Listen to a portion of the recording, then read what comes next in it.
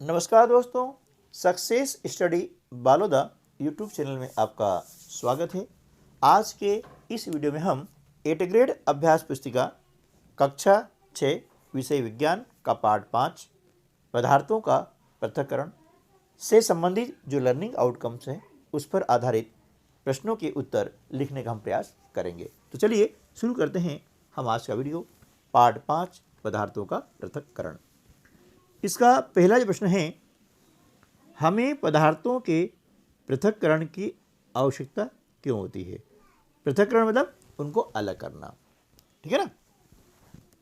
उत्तर है, उपयोगी व अनुपयोगी अथवा हानिकारक अवयवों को पृथक करने के लिए पदार्थों के पृथक्करण की आवश्यकता होती है। पृथक करना मतलब अलग करना, जैसे चावल से पत्थर पृथक करना, है ना, गेहूं से मिट्टी के कण पृथक करना, है ना। ये आप देखते होंगे कि ये हमारे घर में काम होते हैं। अगला प्रश्न है, आप पानी से भरे गिलास में नारियल तेल गिर जाने पर किस प्रकार अलग करेंगे। इसका उत्तर होगा, पानी से भरे गिलास में नारियल तेल गिर जाने पर निस्तारण द्वारा पृथक करेंगे। कौन सी विधि है? निस्तारण द्वारा, जिसे हम निथारना भी कहते हैं, ठीक है ना। अगला प्रश्न है, चालन विधि का प्रयोग किन पदार्थों के पृथक्करण हेतु किया जाता है।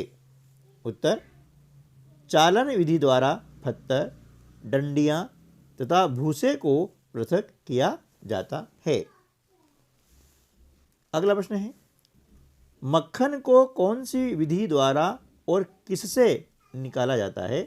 तो मक्खन को पृथक करने के लिए दूध या दही का मंथन किया जाता है। क्या किया जाता है? दूध या दही का मंथन करते हैं और तब जाके वो जो है मक्खन बाहर निकलता है। प्रश्न 5, समुद्री जल से नमक किस प्रक्रिया द्वारा प्राप्त किया जाता है, समझाइए।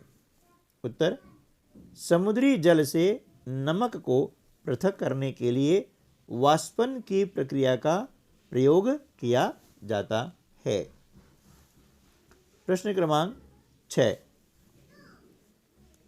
धातु की प्लेट एवं केतली की सहायता से वाष्पन या संघनन की प्रक्रिया को चित्र सहित समझाइए।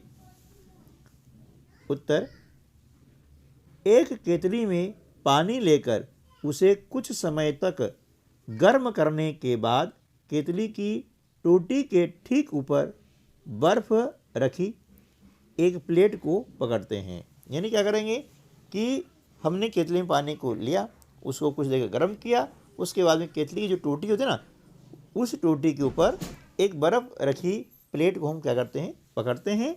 जब भाप बर्फ से ठंडी की गई प्लेट के संपर्क में आती है तो वह संघनित होकर के द्रव जल बन जाती है।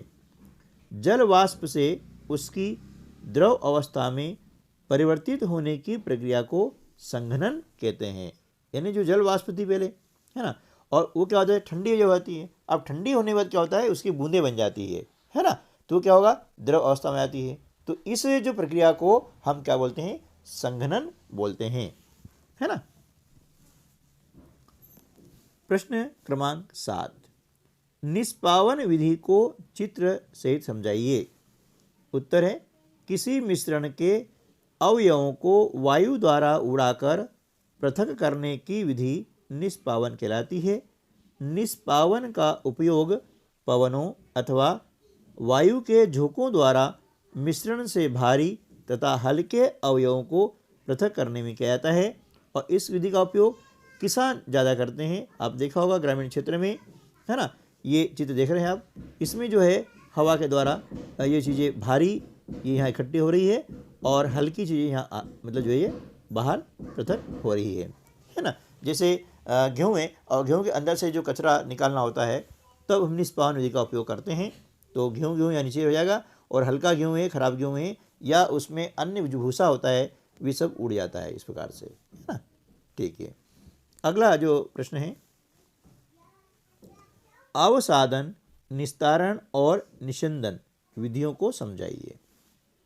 उत्तर, मिश्रण में जल मिलाने पर भारी अवयवों के नीचे तली में बैठ जाने के प्रक्रम को अवसादन कहते हैं। ठीक है ना। अवसादित मिश्रण को बिना हिलाए जल को मिट्टी सहित उड़ेलने की क्रिया को निस्तारण कहते हैं। छोटे छोटे छिद्रों से किसी तरल को पृथक करने की प्रक्रिया निषंदन कहलाती है। ठीक है।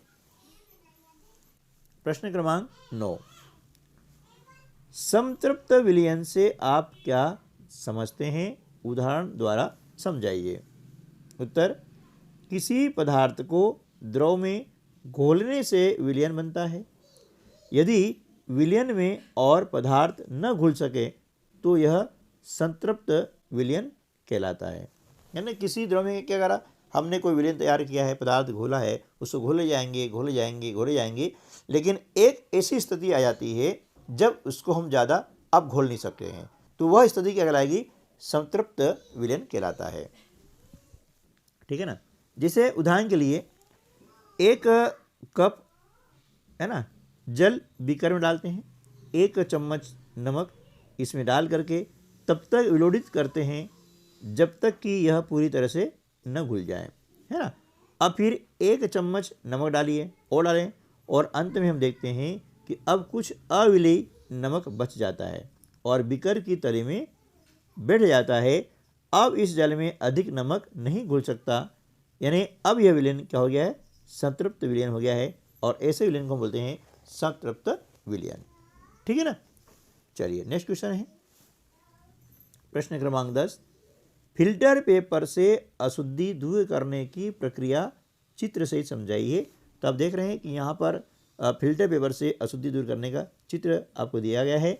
इसको आप देख सकते हैं, है ना, कि देखिए यहाँ पर है ना, ये फिल्टर पेपर के उपयोग से निषंदन किया जा रहा है और उसको पेपर किया गया है, शंकु के रूप में बना लिया गया है और ये मोड़ लिया गया है इस प्रकार से। ठीक है ना।